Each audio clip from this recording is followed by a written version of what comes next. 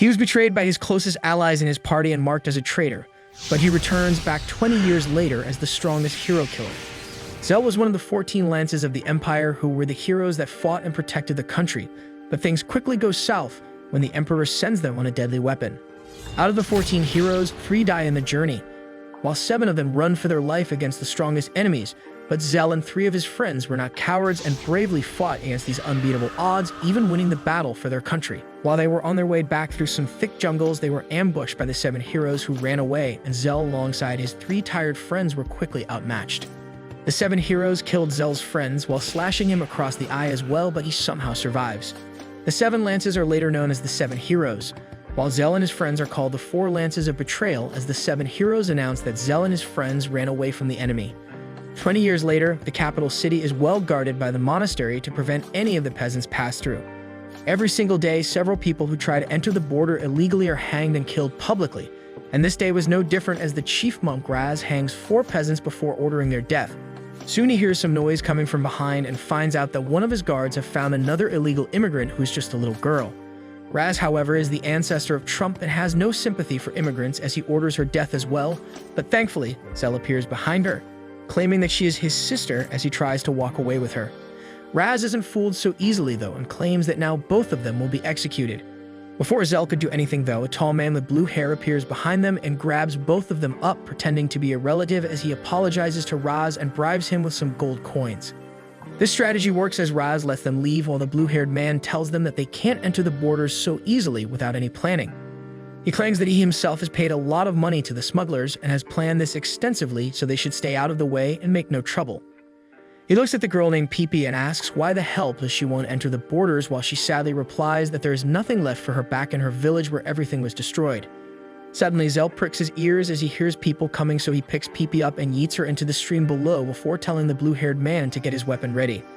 The man was confused, but soon 13 guards emerge from behind, completely surrounding them as they ask for even more money. Zell realizes that the monastery is just a front, as only people who donate a lot of money are given permission to cross the border. Soon one of the guards decides to attack, but without any hesitation, Zell splits him in half with just a single slash of his sword. This really shocks the blue-haired man, since he doesn't know that Zell is one of the former heroes, and as more guards attack him, Zell makes quick work of them as he slashes through all of them effortlessly.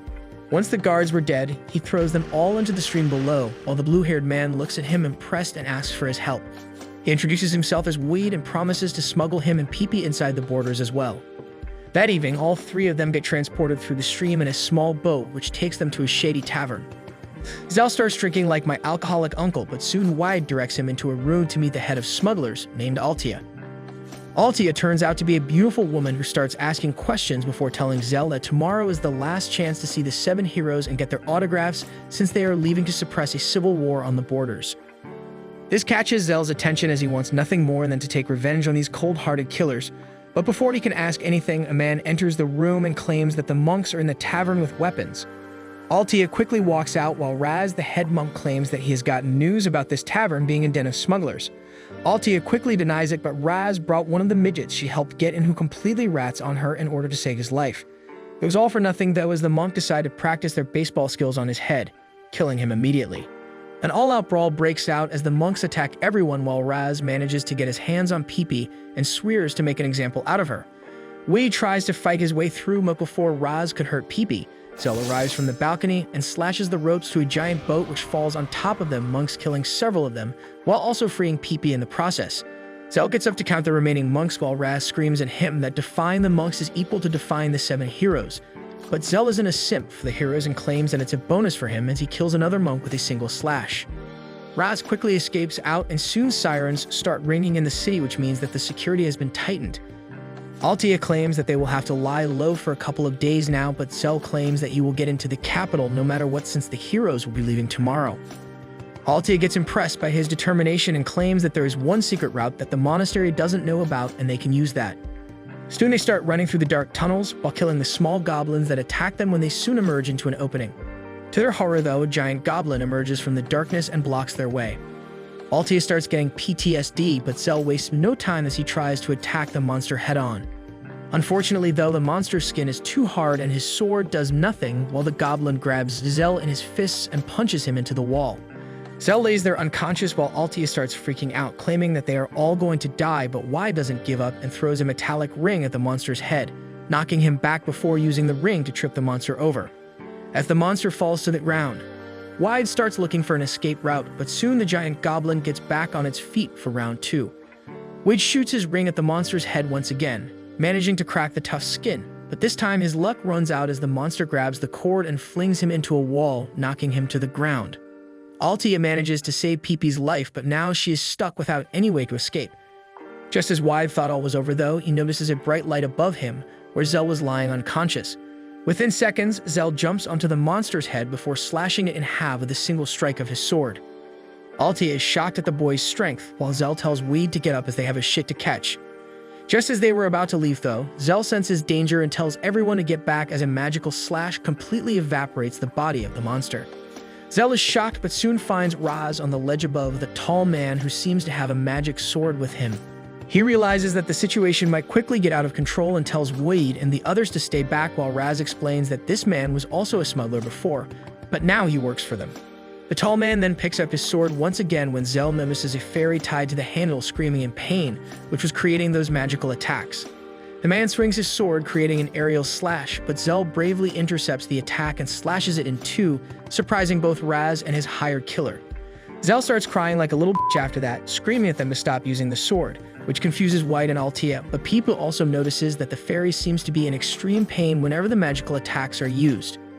Raz laughs at Zell and tells the man to finish the job, but the man sheaths his sword back, claiming that he was paid to make sure they weren't able to reach the ship, and now they are too late to catch the ship, which means his job is done. Raz immediately begs him to stay and offers even more money to incapacitate Zell completely, so the man agrees and takes out his sword once again, attacking Zell with all his might, causing the cave to collapse. Zell drops down to a lower level of the cave where he gets up injured to find Raz standing, who claims that he knows Zell's race gets energy from the moon, but at this level of the cave he can't see the moon anymore, which means that he is done for. Immediately, a bunch of guards emerge with weapons and surround him completely before attacking him together. Zell quickly gets back to his senses and dodges the attacks effortlessly, before landing a sword slash at one of the guards, who barely manages to block it. Zell seems impressed and realizes that these guards are definitely strong, while the guards get scared by Zell's incredible strength. Raz tells them to attack again, but this time Zell quickly dodges and lands ahead of them, forcing Raz to run. Zell chases after him while the guards follow him, but before they could attack, Zell stabs his sword in the ground, causing his surrounding area to burn with a purple fire, which immediately melts all the guards into a mess of melted metal and burnt body parts. Raz is too shocked to even speak and asks how did Zell know about a trap that even he was unaware of, but Zell calmly replies that he has visited this place many times in the past. He throws him through the next door and walks in where he finds another high priest sitting near a statue. Zell calmly bypasses him and goes near the statue while the priest screams at him to back off, since even the 7 heroes are not allowed to come here, as this is the resting place of Erdnak, the servant of the heroes who sacrificed himself to protect the city by creating a magic circle, after the 4 lances of betrayal betrayed the kingdom and were killed by the 7 heroes. Zell laughs at that as he starts talking quietly to the statue of Erdnak, claiming that a great man like him is being called a servant of the heroes today. He remembers the time just before the 14 heroes were about to leave on their last expedition, but Zell went with Erdnak to the underground caves to make sure that the city was properly defended, while the other 13 heroes went ahead into the forest to face the enemy. Tears fall down Zell's eye as he tells the statue of Erdnak that the man who he thought was his best friend was laughing the most when Zell and 3 other friends of his were being hacked to pieces after the ambush. He screamed that those bastards just wanted to claim all the glory of the victory for themselves, and that's what happened as they were celebrated after they returned to the kingdom as heroes and got all the money and fame that they could ever need. After getting that out of his system, Zell stands up again and takes out his sword to activate another magic circle, when the high priest starts screaming at him to stop and tells Raz to stop the boy no matter what. Raz, however, is a total bitch, so the high priest shoots some hidden darts at Zell, but he is too fast and blocks the darts while slashing the magic circle in half, destroying it completely. The high priest watches in horror as the entire monastery starts collapsing, and soon enough, the entire border wall made by the magic of Erdnak collapses into nothing, opening the gates to the capital city to everyone. This immediately creates a riot as every single peasant starts rushing to get inside the city, where they find Raz climbing out of the debris still alive. Raz thankfully locates the tall man with the magic sword and offers to pay him anything he wants to protect him, But the man refuses the offer and walks away, letting the angry mob have the corrupt priest. Zell slowly walks out of the tunnels, remembering Erdnach sadly, and vows to kill the 7 heroes, while on the other side, Weed tracks down and stops the guards of the monastery from escaping on the last ship, while Zell himself steals a dragon-type Pokemon or some shit as he flies alongside the ship into the city. Meanwhile, inside the city, the wealthy and the elite shiver at the sight of the collapsing border, but the soldiers tell them to calm down as the 7 heroes are still in the city and will protect them no matter what. Zell straight up makes his way towards the heroes, but he lets his rage take control of him and pays for it when the archers of the kingdom are huge fans of Game of Thrones and shoot the dragon down with extreme ease. Zell, with his small, angry brain, didn't think that this would happen, so he isn't able to regain control as his flailing dragon smashes into the ground below, surrounded by people and guards. Zell, however, is not fazed by it as he gets out of the crater to everyone's surprise and looks towards the entrance only to see it being opened as one of the 7 heroes named Glenn comes out alongside his guards. Zell immediately gets PTSD from the time his friends got slaughtered, and without a second thought, he takes out his sword and tries to slash Glenn's head off. To his surprise, however, his sword stops just before reaching his throat, and he realizes that one of the guards threw a magical dagger near him, which freezes him completely. To everyone's surprise, though, Zell still manages to move his arms a little even after being stopped by one of the strongest magic in the world. Unfortunately, though, Zell is vastly outnumbered as the guard quickly lock him up with their wire cuffs, completely stopping his movements while he struggles to breathe.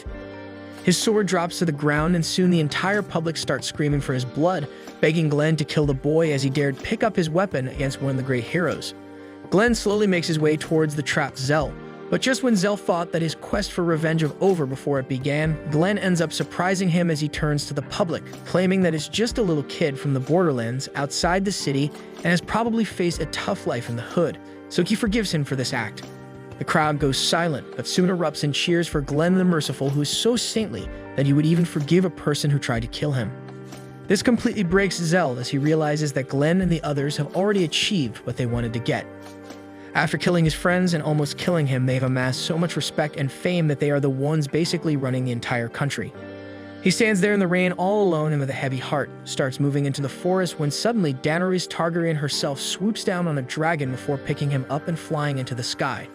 Zell submits himself to his fate as Dany takes out a weird-looking sword and was about to stab him when Weed rear-ends her with his airship. Unfortunately, though, the airship was made by Boeing, so it crashed immediately, but it was enough to save Zell's life for a while. Dany gets up once again and takes her sword out as she angrily moves towards a broken Zell, but before she could kill him, Pippi jumps in the middle, telling Dany to leave the man alone. Dany angrily tells her to move out of the way if she wants to live, but Pippi stands her ground. To her surprise, this absolute psychopath swings her sword at the little girl, almost killing her. Pippi falls to the ground and was about to be shish kebab when Weed calls Dany a princess. For once, he was not being homophobic, as it turns out that Dany was actually a princess of the same clan as him, dressed as a soldier. She screams at Weid to stay back as this white-haired pipsqueak took her brother's life. Weid is shocked by this, while Dany immediately tries to stab Zell through Pippi. Zell, however, gets up in a trance and saves Pippi while getting stabbed in the leg. Before Dany could even respond, Zell gets in her face with his dagger and breaks her helmet before putting the blade to her throat. Dany is shocked and pisses herself as she collapses on the floor defeated, while Zell falls to the ground unconscious.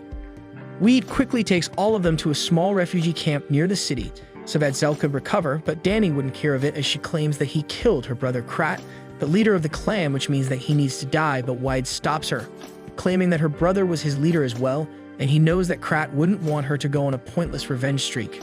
Zell overhears all this and gets up before throwing his sword at her and telling her to kill him. But all he gets is a jaw-breaking punch from Weed, who tells him to get a hold of himself as he can't back out of a quest so easily.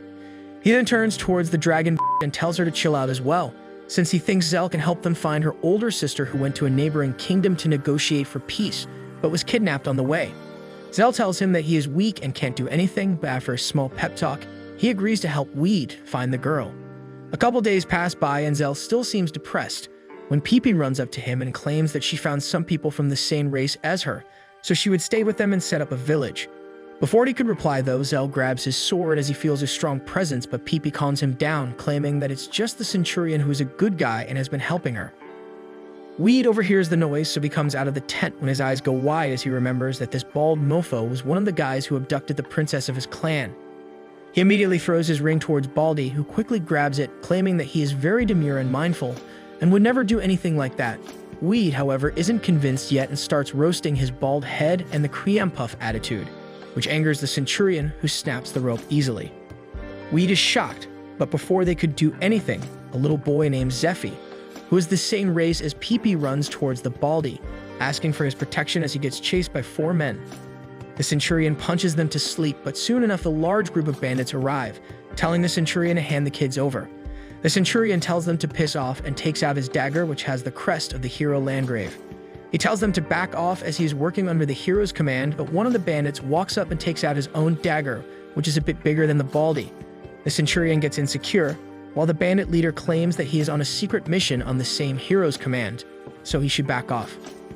The bandits soon start closing the distance, while the Centurion wonders what should he do, but before anyone could touch Pee-Pee, Zell slashes them in half with a single swing of his sword. The bandits are shocked by this and decide to attack him all at once, but Zell moves quicker than a snake as he slashes through all of the bandits without even breaking a sweat. The bandit leader starts getting nervous as he starts showing his dagger, claiming that the hero would take revenge, but Zell slashes the dagger in his hand in half. The bandit falls to the ground and tells the Centurion to help him, but the Centurion stabs him in the other arm, asking him to tell the truth. Before they could do anything, though, a man named Fargo appears out of nowhere and asks what's happening. The bandit immediately runs towards him, claiming that he did everything he said, but before he could say anything else, Fargo slashes him through the neck, killing him immediately. He claims that the dagger was stolen a month ago and must have landed in the arms of these bandits. He then walks towards Zell and claims that he is a good fighter, while the Centurion thanks him for saving them as well. Wyatt, on the other hand, is still not convinced though and asks Fargo why the hell did they kidnap the first Princess Sharon. Fargo looks at him and claims that they have her perfect fine and it was necessary to prevent a war.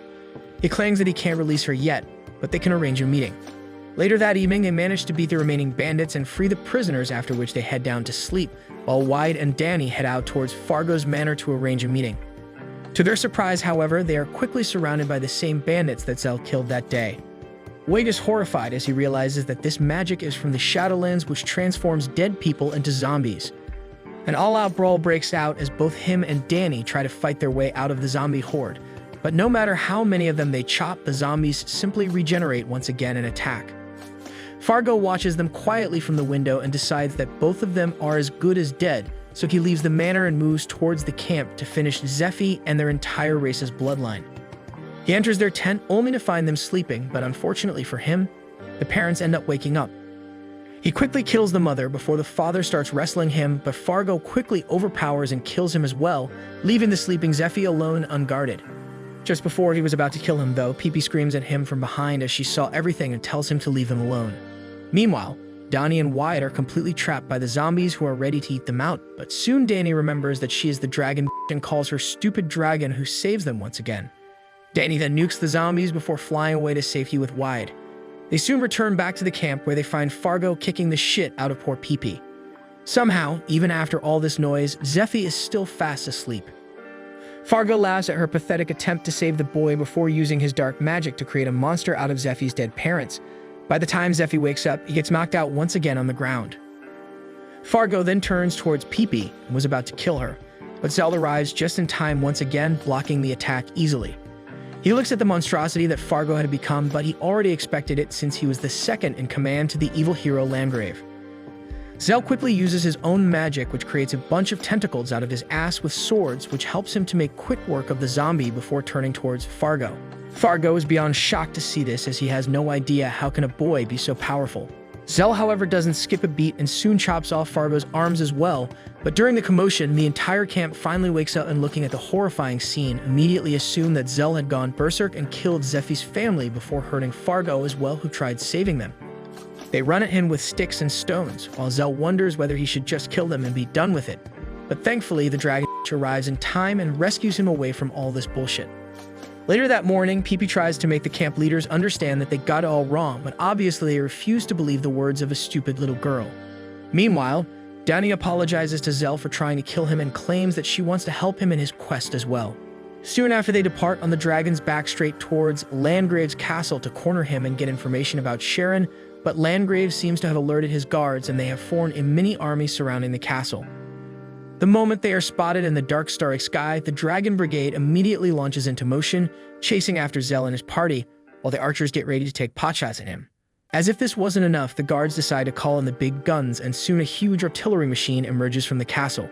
Wheat is shocked to see that, but Zell looks at the machine with nostalgia as he remembers the time when he and Landgrave were young and were tasked to create this magic weapon from scratch. At that time, the Empire was on the brink of ruin because of enemy attacks, and this weapon was their last line of defense. Landgrave was the chief architect of the weapon, while Zell, the strongest swordsman in the country, was supposed to protect this place from enemy raids. Back in the present, the Dragon Brigade starts chasing them directly into the artillery's line of fire, while the archers shoot relentlessly at them. Wag gets confused since Zell is not fighting back, but it's hard for the little hero to strike back as all these soldiers used to be his trusted comrade once who fought alongside him. He tries to find an opening since he doesn't want to kill any of these innocent soldiers who are just following orders, but he needs to do something if he wants to come alive out of this situation. He takes out his magic swords and gets ready for a fight when the artillery cannon finally charges up and fires a massive blast directly at them, but to everyone's surprise, Zell moves straight into the artillery blast before slashing at it with his sword. The guards think that they have killed the little hero, but soon Danny's dragon emerges out of the smoke and starts flying away. The Dragon Brigade follows it only to find out that Zell and his party are nowhere to be found. Realizing this, the entire castle is sent into disarray as everyone starts looking for these rebels, but Zell knows the entire castle like the back of his hand since he spent so much time in it and finds the secret passageway in no time. While running through the narrow passages though, they end up coming face to face with the bald centurion who stands in their way, confused since only Landgrave's closest allies know about this secret way. Zell and the others grab their swords, telling the baldy to move out of the way, but to their surprise, a little poof starts crying as he claims that he saw what kind of a monster Fargo was and is ashamed to admit that he worked for him for so long. He claims that Landgrave and Fargo are planning something very evil, and he cannot support it anymore. He also claims that he was the one who captured Princess Sharon and brought her to the shrine. Wade gets angry at this and grabs him by the neck, but Zell tells him to chill out. Centurion promises to take them to the place where he left the girls and dresses all three of them in a maiden's costume. Soon he leads them through a series of tunnels to reach a large gate where a bunch of masked men tell him to leave the girls with them. This time, however, the baldy tells them to call Fargo as he wants to talk to him. Scared by the big bald man, the masked men quickly went back to get Fargo with them, who slowly comes out with an injured arm. He realizes that something seems to have gotten into the Centurion's brain as he starts asking what he was doing with the girls and wanted to see it for himself. He starts crying and reveals that he saw Fargo kill Zephy's parents at the camp, but Fargo is smart and starts gaslighting him just like my ex. He claims that Zephy's parents were enemies of the kingdom, so he was forced to kill him. The baldy seems to lack a brain as well as hair as he immediately believes it and tells Zell and the others that it was just a misunderstanding. Fargo immediately realizes that the intruders are here and stabs the Centurion twice in the body, but before he could finish the baldy off, Zell jumps into action and blocks the attack. Fargo falls back as Zell jumps towards him, but he manages to block the little hero's attack at the last moment. Realizing that in his weakened state, it would be difficult to take Zell on, he decides to lay a trap for him and offers to make a deal. Zell, however, is in no mood and claims that he will kill him right here, and then take the maidens back to their places. Fargo, however, laughs like a maniac before revealing that he has converted almost all of the girls into living zombies. Zell gets consumed by rage and immediately attacks Fargo with all his might, but the bastard manages to block the attack before going on the offensive, forcing Zell on the back foot as he tries to defend himself against the countless tentacles. Zell is pushed back once again while Weed tells him to use his own black swords against this monster. Zell replies that he can't use all of his powers when he can't see the moon, which means that he is at a big disadvantage here. Wee realizes this and immediately jumps in to help, followed by Danny, who goes in the other direction, creating a pincer attack from both sides. Fargo easily sees this and laughs as he decides to ignore the other two losers and focuses all of his tentacles towards Zell. Thankfully, Zell manages to evade the attacks once again, but Fargo finds an opening and disarms Zell before stabbing him in the arm. Fargo was about to finish the job when the Centurion throws the special dagger with the Landgrave crest towards Zell. He catches it easily, and to Fargo's horror, he takes out the dagger and jumps towards the monster before stabbing him in the head, ending his story then and there. Zell gets up once again and without another word tells Weed and Danny to follow him to the next room while they leave the Centurion to cry over the dead Fargo.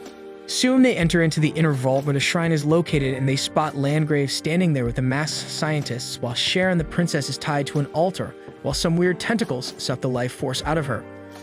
Zell starts doing what he does best, which is slashing anyone who comes near him. while the scientists tremble with fear. Landgrave, however, still doesn't seem too worried as he tells them to continue their work. But soon Weed and Danny also enter the chamber and immediately head towards Sharon. They kill the remaining scientists and free Sharon off the altar where she lays barely alive. Landgrave gets furious and shouts at them that he is the hero who saved the kingdom and every one of them from the evil hands of the enemy empire, and they should kiss his feet for that, instead of fighting against him. But this only makes Zell sadder, as he wonders whether there was ever a time when Landgrave used to be a noble warrior. Landgrave still doesn't recognize Zell and wonders why this kid is looking at him with such pity, but before he could understand who he was, Zell attacks him with a swift slash. Landgrave, however, is much faster than he looks as he dodges the attacks with some monkey moves and lands back on the ground. Zell tries to attack once again, but Landgrave blocks his strike with his own sword and pushes him back.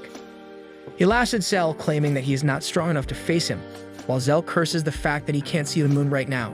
This time, Landgrave goes on the offensive and tries to attack Zell, who dodges the strike before blocking a strong kick as well.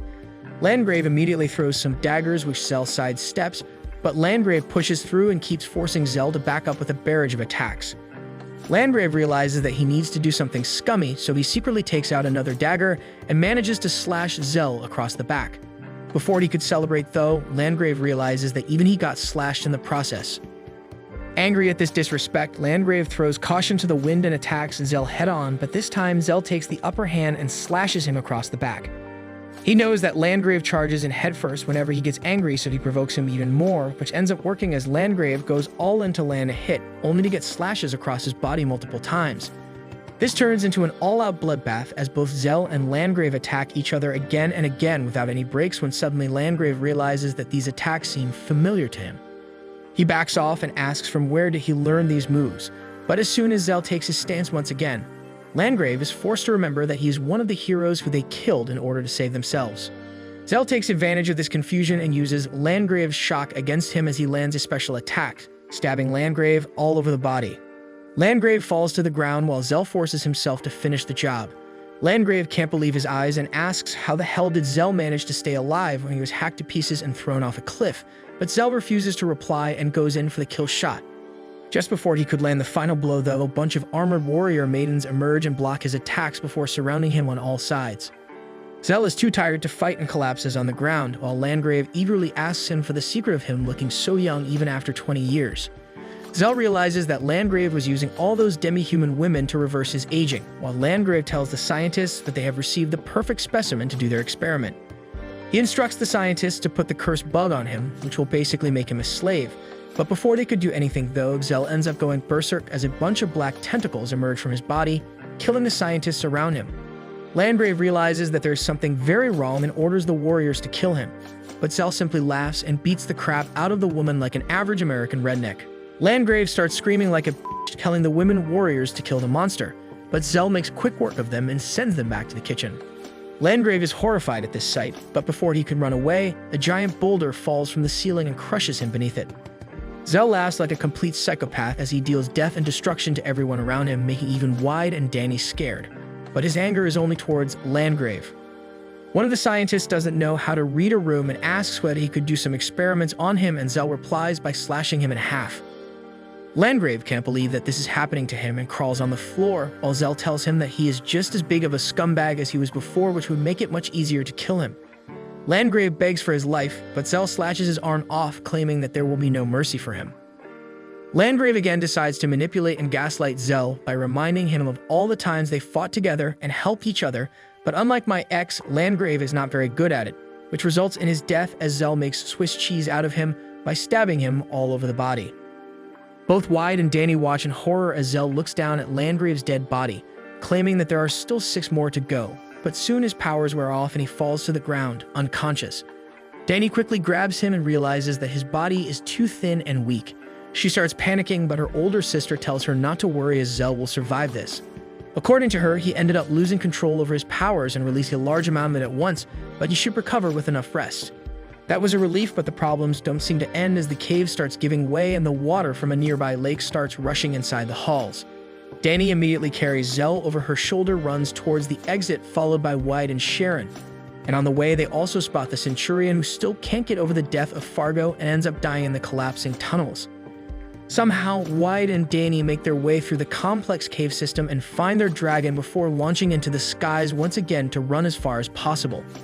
The guards watch the dragon soar in the sky, which confuses them, and they quickly start searching the castle for Landgrave, which gives Zell and his party enough time to disappear in the mountains. A couple days pass by after that, and the soldiers are still unable to find Landgrave in all the rubble. A meeting is set for the high officials, where it is officially declared that Landgrave is dead and his funeral would take place in the city itself. The entire city goes into mourning as Landgrave's procession is taken through the streets in a magnificent fashion while the commoners throw flowers and weep for him. Peepee and Altia watch all this from the sidelines, not knowing the latest development, but when they realize that Landgrave is dead, they let out a sigh of relief, hoping that this means that Zell and the others are alive and well. To their surprise, Weed, dressed up as a monk, finds them in the alleyway and takes them back to the hideout where Zell is recovering. The hideout turns out to be a cave deep inside the forests on the mountain, where they find Zell, Danny, and Sharon resting. Peepee jumps onto Zell with tears in her eyes and asks why he looks so small. Zell himself doesn't know exactly what's happened, but promises that he will soon return to normal. The next morning, he takes them to a sacred place where he fought against the odds 20 years ago with his fellow soldiers and heroes, but was betrayed. Suddenly, he overhears the procession of Landgrave's funeral, arriving at this very location, which fills him with dread and anger, as this place is sacred for him, and is now going to be ruined. But he controls himself and backs off while the soldiers vow to take revenge on the traitors who killed their hero. He looks back at his party and tells them that they should all leave him now, as he is an enemy of the entire kingdom who will be hunted every single day of his life. But still, he is not going to stop and kill all the remaining 6 heroes. That night, they all get a troubled sleep as they wonder what to do next, but Altia, Danny, and Peepee all decide to stay with Zell for better or for worse, while Weed decides to head back so he can take Sharon to safety and protect her. The entire kingdom seems to be on high alert since the king called a meeting of all the remaining 6 heroes and told them to be on the lookout for this hero killer who murdered Landgrave. One of the heroes, named Barrister, gets a bit too nervous since he realizes that his territory is very close to Landgrave's and the traitor will probably enter his area next. He immediately tightens the security and orders an all-out manhunt to find the traitor, but unlike Landgrave's soldier, these soldiers are ruthless bandits who use this manhunt as an excuse to pillage and loot the villages in the area, pretending to search for Zell. While they were looting one such village, Zell decides to take action and walks up right in the open. The soldiers get confused at first, not thinking that this child could be of any importance, but one of the soldiers recognizes the white hair and the scared eye. They all attack Zell at once, but he makes quick work of them in a single slash before moving ahead. While he was dealing with these soldiers in the villages, Altia and the girls were sent to a tavern where they were acting as performers to gain as much information about this territory as possible. Peepee doesn't really like being a performer, but her dance with Danny is the talk of the town right now, and everyone wants to see them. One such night, while some actors were acting out a play about Zell and how he treacherously killed Landgrave, when some of the soldiers entered the tavern and pushed them away. They told the actors to piss off as they are here to see the girls dance, but before the soldier could hurt one of the actors, Danny immediately jumps into motion and blocks his strike. Unfortunately for her, the soldier's sword is much stronger and cuts through her wooden staff, leaving her unarmed, but before the soldier could attack, one of the men from the audience named Feast grabs him from behind before throwing him away. He claims that these actors are doing their best to show a story, and that everyone should respect that, but the soldiers think otherwise and try to attack him, only to get their arms and legs broken. Soon the man leaves the tavern while Zell was standing outside amongst the crowds. He realizes that the man is one of the strongest swordsmen in the country and is currently working under Glenn, so he decides that this is not the right moment to go in and hides. A couple days pass by after that when one day 4 knights enter Peepee's room to search for the hero killer. Peepee is shocked as one of the men with glasses has a special spirit which can detect demi-humans. The spirit smells Peepee for a bit like a narc dog before backing off, while Peepee is beyond scared as she wonders how she can tell the others about this new development. Suddenly, the spirit gets a new scent and starts shining brightly, so the 4 knights immediately leave, following the new trail. Unbeknownst to all this, Zell was walking through the hallways while thinking about his next move when he suddenly comes face to face with the 4 knights. The spirit starts shining brightly, indicating that this is the man they were looking for, while the leader of the knights, named Elsaria, introduces herself and tells Zell to surrender himself immediately. On the other side of the Empire, Feast travels back to the city under the control of Glenn, where he finds him training in the legendary Swordsman Academy. Without any warning, Feast jumps past all the guards and the soldiers with extreme ease and tries to attack Glenn himself. His attack is blocked by the hero, while the other guards are horrified to see a hero being attacked. Feast tells Glenn that his guards are too slow, But Glenn isn't in the mood of having fun and takes him to his chamber for a meeting. He asks Feast whether he has heard about the traitorous hero killer roaming around the country, and orders Feast to kill that traitor and bring his head to him.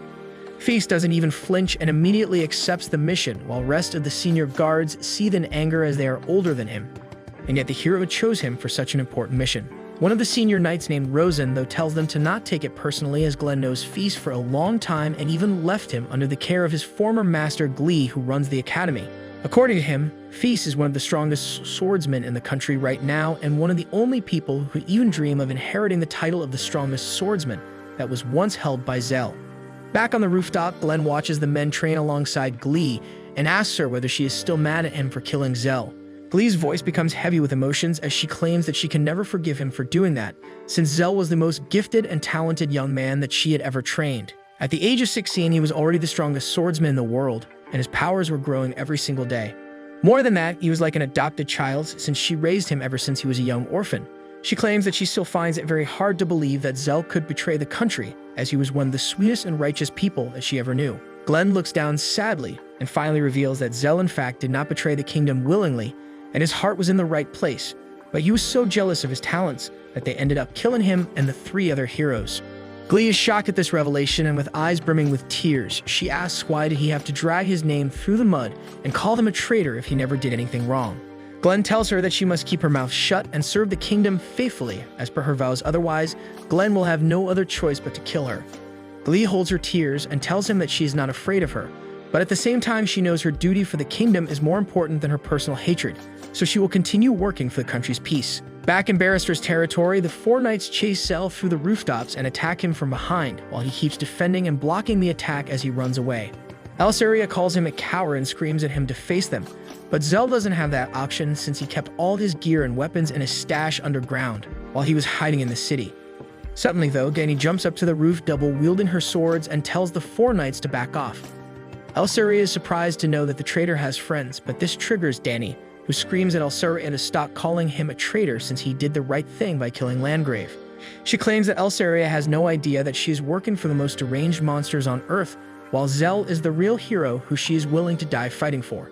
With that, she jumps towards Alceria with her swords, but her teammates immediately throw chains at her. Thankfully, Zell deflects the chains while Dany clashes with Alceria again and again, while Zell keeps getting attacked by her teammates. Soon it turns out into an all-out deathmatch as Zell fights for his life with his small daggers while Dany tries to keep up with Alceria. Unfortunately though, they are outnumbered and the nerd from Alceria's party uses fire magic to blast her away. Dany, however, is not weak and gets up once again to fight, while Zell screams at her to back off since they can't fight here. Because of her thoughtless fighting style, Zell is unable to focus on the enemies and is constantly distracted by her. The opponents take advantage of this, and one of them throws a knife at her, stabbing her in the back. Dany falls to the ground in pain, but thankfully Zell catches her and jumps down the building into the boat waiting below. Altia immediately starts rowing, and somehow they manage to evade the 4 knights into their hideout. Altia and Pee-Pee start treating Dany, who becomes feverish because of her injuries, while Zell angrily claims that he can't fight with such an immature fighter. He tells Altia that he needs to leave this place because the nerd has a spirit which can track him easily, so late at night, he makes his way through the underground tunnels and grabs his gear before making his way outside, while thinking about how if everything was alright, he could have taught new swordsmen alongside his teacher Glee, and their Dany could have become a great swordsman, since she has a lot of raw talent. His thoughts are broken by the 4 knights who are waiting for him to emerge outside and surround him on all sides. The battle begins, and the 4 knights immediately start attacking him from all sides, not letting him rest even for a moment, but Zell continues to outpace them as he finds gaps between their defense and even manages to land a slash against Alceria, though only to her armor. One of the knights wonders whether they will be able to take this man down, but the other one reassures him that the battle is as good as over, since the nerd has finally created a barrier around this area, which will make Zell slow and tired before putting him to sleep. Zell immediately starts feeling the effects as he drops to the floor tired, unable to understand what's happening to his body, while Alceria slowly walks towards him, claiming that he doesn't need to worry as he won't feel a thing when she chops his head off. She raises her sword and brings it down, but to her surprise, Zell still has enough strength to block her attack with his arms. Suddenly the barrier around them falls and Zell immediately gets his energy back and dodges her attack before backing off. He looks around only to find an injured Dany walking towards him with a piece of torn talisman which broke the barrier. Dany immediately joins the battle where she is attacked by one of the knights, but she blocks the dagger and stands beside Zell bravely. The battle starts once again as Elsaria attacks Zell, who blocks and dodges her attacks as he realizes that he is still not recovered completely. He looks towards Dani as she might need his help, but to her surprise, Dani seemed to have learned from her mistake and is fighting much more carefully this time. They regroup once again and all seems to be going well when suddenly the walls behind them explode and Dani ends up getting gravely injured. Zell is just as confused as the four knights when they see fiery arrows raining from the skies as the common people run to safety. Elsaria immediately realizes that this is the work of Barrister, who is so paranoid that he has decided to level this city to the ground in order to find his would-be assassin. Thankfully, this little distraction gives Zell enough time that he runs away from the scene alongside Dani to safety. He puts Dani down on the floor to check up on her, only to realize that her condition is pretty bad.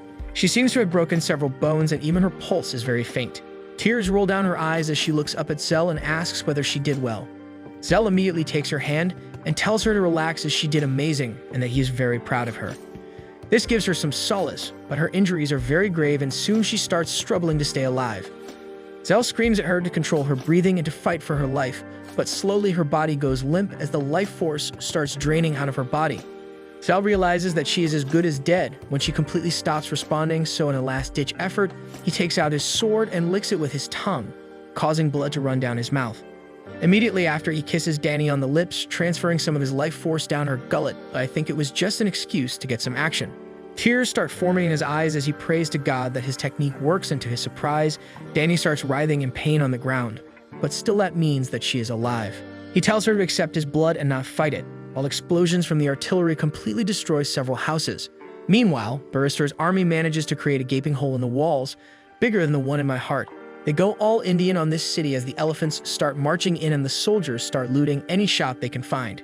Thankfully, Elsaria reaches just in time and commands one of the captains to stop this madness at once, since they have no right to attack this city.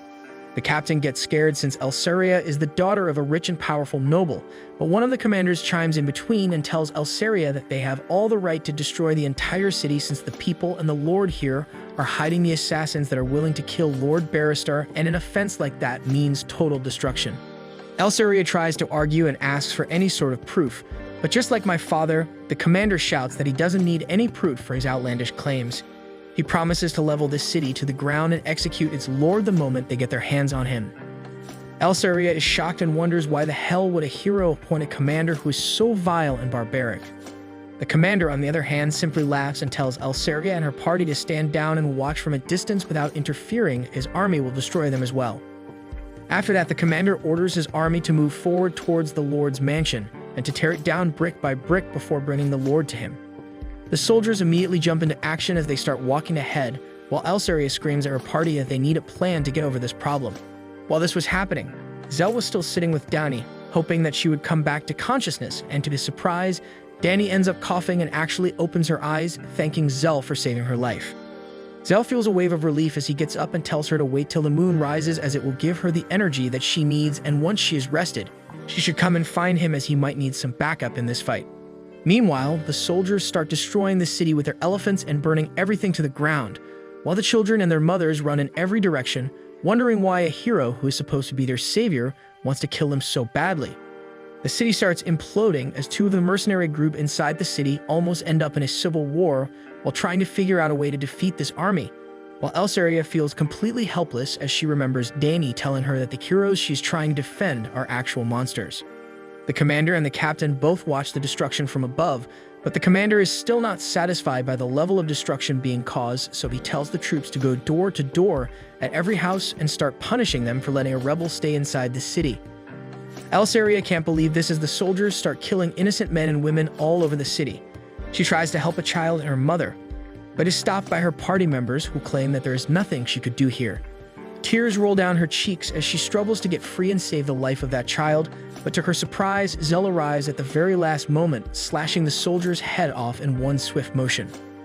The other soldier gets so horrified that he falls to the ground in fear, while Zell proclaims that he is the hero killer that they have been looking for. The soldier screams for reinforcement, and soon a platoon of soldiers appear with their leader to take down the hero killer. They all stand in a face-off against Zell, but all of them are too scared to take him on, which pisses their leader off, while Zell mocks them for being scared of him while they were having so much fun killing innocent people who can't fight back. Finally, a couple of soldiers gather their courage and attack him, but Zell has no trouble slicing through them before moving on to the next set of soldiers that he carves through like carving a cake. Some of the soldiers try using their spears as an advantage, but Zell is too quick and closes the distance before slashing them to bits as well. The platoon leader screams at his archers to nail him, but Zell manages to dodge through their arrows and kills them off before going for the platoon leader himself. He kills the platoon leader without any issues and shouts at the civilians to make a run for safety. Meanwhile, Altia manages to stop the civil war between the two mercenary groups since she knew both the leaders and helped smuggle them into the inner city. She manages to unite them, and together with the armed civilians, they decide to fight back against the army of the hero. Back at the battlefront, the captain feels confident about the chances of winning since Zell is only one man against a massive army, and there is no way that he can find a way out of this battle alive. Unfortunately, though, he soon hears about the civilians mounting a counterattack, and his confidence slowly starts disappearing. Led by Altia, the two mercenary groups start breaking through the enemy ranks while the civilians use shields to protect themselves from the arrows. Elsaria and her party notices that Zell alone has basically turned the tides of the battle completely, and he is very close to breaking the spirits of the enemy forces, but they also realize that he is getting tired now. Elsaria makes a tough decision and decides to basically join forces with Zell and orders her party to defend the innocent civilians from the enemy forces. Before they can head out, though, a wave of terror goes down the enemy forces as they scream about an extremely strong girl killing them from behind. This girl turns out to be Dani herself, who now has white hair and small bits of feather on her body for some reason. She makes quick work of the enemies in front of her and reunites with Zell, who feels happy to see her up and running again. He asks whether she would like to fight with him, and she eagerly agrees at this opportunity. Soon the fight begins once again, but the enemies are not matched against the combined power of Zell and Dani together as they defeat the entire platoon in record time. This breaks the enemy's confidence as the soldiers start running away, but their escape is cut off by Elsaria and her party, who start picking off the soldiers one by one. Zell and Dani continue to delete anyone who comes in their way, and soon even the commander decides to make a run for it, but tells the captain to hold the line and promises to bring reinforcements. However, the soldiers completely lose any hope after seeing their commander flee, and they all start running away from the fight while being chased by the townspeople. As for the squad of dragon riders to rain hellfire, while an elephant unit also enters the city, the captain thinks that the battle is over now, but Barrister seems to have gone insane as he destroys his own elephant unit for absolutely no reason. The captain realizes that his hero is nuts and starts running for his life among the alleys, where he is stopped by Elsaria and her crew. They ask him to spill all the information he has about Barrister, but the captain decides to run, only to be shackled by Elsaria's party. Back in the battlefield, the mercenary leader slowly starts losing hope as he watches the dragon squad flying above, and a piece of debris would have crushed him if it wasn't for Zell, who shattered it with his sword and tells the mercenary leader to get up and fight again. Zell decides that the dragon squad needs to be taken care of as soon as possible, so he tells Dani to follow him as he jumps from one beam to another before launching himself into the moonlit sky. Suddenly, a bunch of magical sword appear from his body as he quickly takes care of multiple dragon riders at once. Everyone is shocked at this display, and the dragon riders are filled with fear, and they don't even know what kind of a monster they are fighting against. Dani jumps into the action as well as she takes over one of the dragons and starts killing anyone who would dare come in her way. Some of the mages try to Avada Kedavra him, but Zell's sword managed to block and reflect the magic back at its user, killing him immediately. Zell jumps down to one of the clock towers while the townspeople watch him in awe as they realize that Zell is the actual hero who is protecting them from these monsters. The commander orders the dragon squad to focus all their attacks on the hero killer, but before they could launch an attack, the mercenaries start shooting them out of the sky with the help of their giant crossbows that they stole straight from Game of Thrones. The crossbows are very effective, however, as they shoot most of the dragons, gaining a great advantage, while the mercenary leader claims Zell as their hero. At first, the locals are shocked, but they soon join in their voices as they chant for Zell as their hero as the battle rages on. Zell doesn't really care that much, though, as he focuses on the battle and starts taking care of the rest of the dragon squad before jumping on the dragon that Dani was riding. The commander once again realizes that he is no match against Zell and decides to flee after ordering the men to continue fighting while he gets some more reinforcement. This obviously didn't go well with the soldiers, who immediately lost the will to fight while Zell picked them apart one by one. The commander realizes that there is only one way to win the fight, and that is to take control of one of the warships created by Glenn, which is hidden in this city. He thinks about how Barrister will give him so many riches if he manages to win this battle for him, but before he could reach the location where the ship was hidden, the ship itself starts floating up in the air while the captain was dangling on a rope from it. The commander realizes that the captain must have gotten caught and has already spilled the beans to Elsaria and her crew. Barrister, on the other hand, doesn't have any clue about this development and thinks that one of his men has already captured Glenn's flagship and is now bringing it to Barristar. This gives him a lot of options, as he can simply turn the entire city to dust and ashes now without any fear of harming the ship. He remembers how his request of creating his own battleship was rejected any explanation, even though Glenn built one for himself without any issue. This really affected Barristar, who started hating Glenn for always behaving as if they are not equal, when in reality both of them are heroes. He remembers the time in the forest when the 7 heroes were huddled around a campfire as they wondered how the 4 heroes would ever manage to come out of his battle alive. Glenn claims that Zell is a guy who has already faced through many such impossible odds, but somehow has managed to come through with victory in all of them with a smile on his face. Suddenly they wonder what will they do if he actually manages to win this impossible battle as well. Landgrave claims that Zell is a good friend and he will probably not tell the king that the remaining heroes were hiding in the forest, but Glenn isn't so sure and claims that they need to be prepared just in case Zell manages to make his way out through this battle as well. While he was going through this crisis, Zell was cutting his men down left and right and making a beeline towards his floating castle. The Mage Riders try to stop him with their magic, but Danny manages to dodge through all of them before Zell cuts through them with his magical swords. Barrister finally notices Zell flying straight towards him and decides to blast him off the sky using his mega cannon, but fortunately for Zell, Barrister's aim is similar to me trying to piss in the pot while drunk. Elsaria realizes that Barrister has totally lost it and asks her party member to arm the battleship, as they are going to try and destroy Barrister's castle from the sky.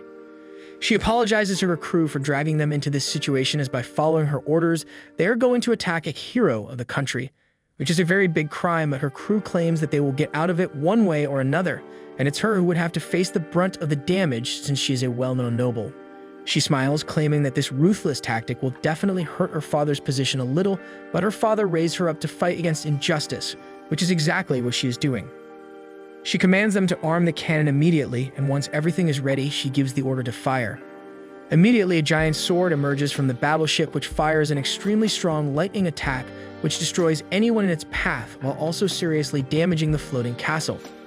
Barrister is shocked to see that the battleship is firing at him, since he thought that he had the command over it, and this really breaks him as he starts crying and orders a counterattack.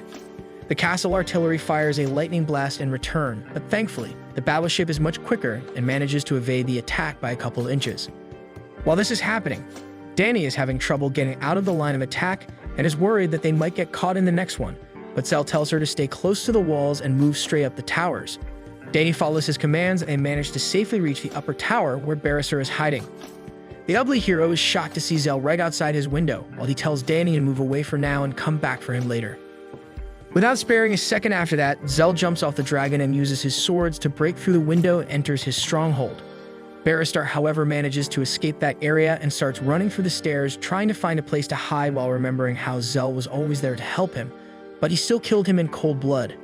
Meanwhile, Elsaria has no idea that Zell is still in the floating fortress, as she orders another attack on the castle, shaking it up completely. Zell peeks out the window and notices that all the occupants of the castle are evacuating through safety pods and makes a run for it, determined that he won't let Barrister escape. Meanwhile, the soldiers start fighting to enter the last safety pod, when Barrister arrives at the scene, asking them to move away and let him enter. Without even noticing who it is, the soldier kick him away to the ground, even after realizing that it's the hero himself. They don't really care and escape, leaving him alone while Elsaria fires another powerful beam at the castle. The beam destroys most of the castle, and as the dust settles, Barrister finds Zell and standing in front of him. Suddenly, his life starts flashing in front of him as he remembers how his family were businessmen, but he had no brains for a business, but he was decently strong, so his father told him to become a soldier instead. He remembers how when he thought his life was lost while fighting against an orc, Zell saved his life without any hesitation. Barrister starts crying as he realizes that Zell is the same hero who he betrayed 20 years ago. Zell himself is shocked that Barrister recognized him, but by this point, Barrister starts hallucinating as he cries in gibberish, and Zell realizes that Barrister has gone mentally insane. He decides to cut his suffering short and slashes through him in a single stroke, killing another great hero of the Empire. Zell stands there contemplating what he has to do next when suddenly a huge ship stops right in front of the destroyed castle. One of the generals from the Empire, who knew Zell before, climbs out and tells Zell to stop this madness, but suddenly spots the dead body of Barrister lying on the ground in a puddle of blood.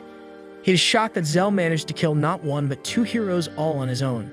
Zell looks sad and claims that he still has 5 more to take care of when suddenly Feast walks out of the ship as well and walks up to Zell nonchalantly, claiming that he doesn't really care about Barrister and it's actually good for him, because now the bounty on Zell's head is even higher.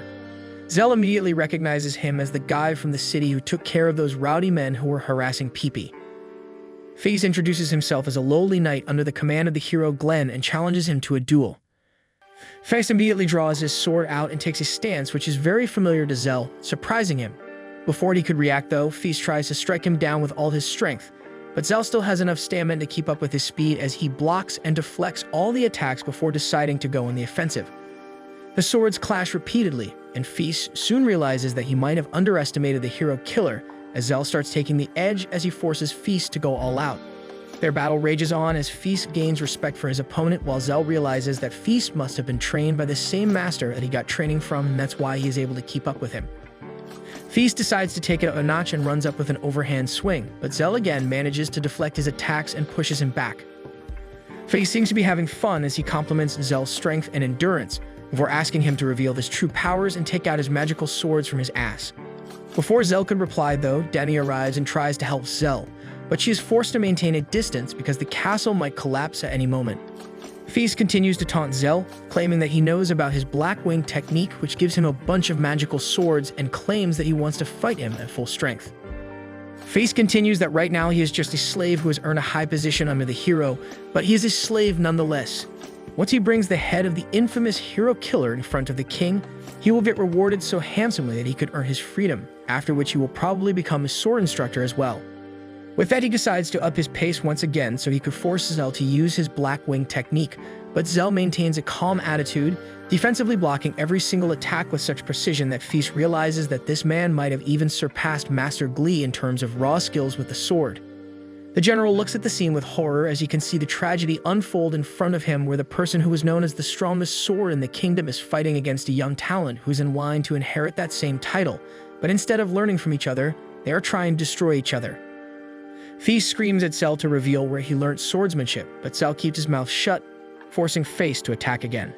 Zell backs off this time, realizing that this young body that he has transformed into can't really handle more than this. Feast realizes that something is holding Zell back and claims that if he can't fight at full strength, then Feast has no choice but to eliminate him right here, right now. With that proclamation, Feast focuses all his attention at the tip of his sword before bursting into a flurry of attacks too quick for the normal eye to witness. Zell, however, barely manages to track his movements and deflects the attack while being pushed back by every swing. Unfortunately, he can't keep this up forever, and Feast finds an opening which he exploits and lands a strike so swift that Zell fails to react in time. His armor starts breaking off as he falls to his knees. Feast doesn't seem to be very pleased though as he turns around and claims that what he tried was a very crude imitation of the Black Wing technique, which Zell should have seen coming from a mile away since he supposedly mastered this technique. Zell gets back up on his feet once again with his sword pointing towards his enemy, while Feast starts looking a little bored and claims that with his next attack he will finish the fight. Zell smiles at Feast, thinking about how Master Glee found another young man with a lot of raw talent, but he decides that this is the time to end this battle for now. The clouds move out of the way and moonlight falls on Zell's back, filling him with energy, which the general realizes and tries to warn Feast about, but he has already started his attack and rushes towards Zell with all his might. This time, however, Zell manages to dodge the attack with extreme ease before landing his own Black Wing strike, which is so fast and strong that Feast doesn't even get a moment to process as his sword shatters to pieces and multiple wounds open up in his body as he falls to the ground. The general immediately runs up to check on Feast, thankful that he is not mortally wounded, while Zell tells Feast that he was correct and that with his current body, the Black Wing technique was the only way to defeat Feast. He further claims that he sensed hesitation in Feast's blade, and tells him that once he gets over that, he will be able to master the Black Wing technique as well. Soon the castle starts falling to pieces, but thankfully Danny is right outside with her dragon and swoops Zell up from the battle scene and leaves. The general tells Feast to pull himself together, but Feast seems to have broken mentally as he realizes that Black Wing is a one-hit killer move, but yet he is still alive, which means that Zell actually showed mercy on him and let him live. Back in the city, another small noble from the nearby area decides to take advantage of the power struggle and rushes inside the city with his guards, where the mercenary leader has erected a flag with 4 swords in honor of Zell, their hero. The noble screams at them to put the flag down and surrender, as the flag denotes that they are with a traitorous hero killer.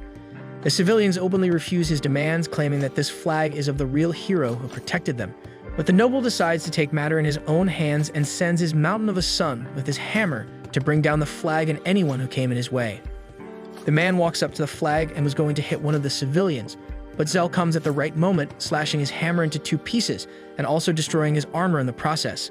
The entire platoon of soldiers starts shivering in their boots at the sight of the man who single-handedly fought an army. The noble tries to push them ahead for a battle, but his own son decides to lay down his weapons, forcing the rest of them to run away as well. The entire city celebrates the return of their hero, but Zell doesn't even spare a smile as he walks up to the flagpole and cuts it down, so that the flag comes down. He knows that if the soldiers see this flag, they would harass the citizens of this region even more, and with that, he sits behind Danny once again and leaves into the moonlight towards his next adventure.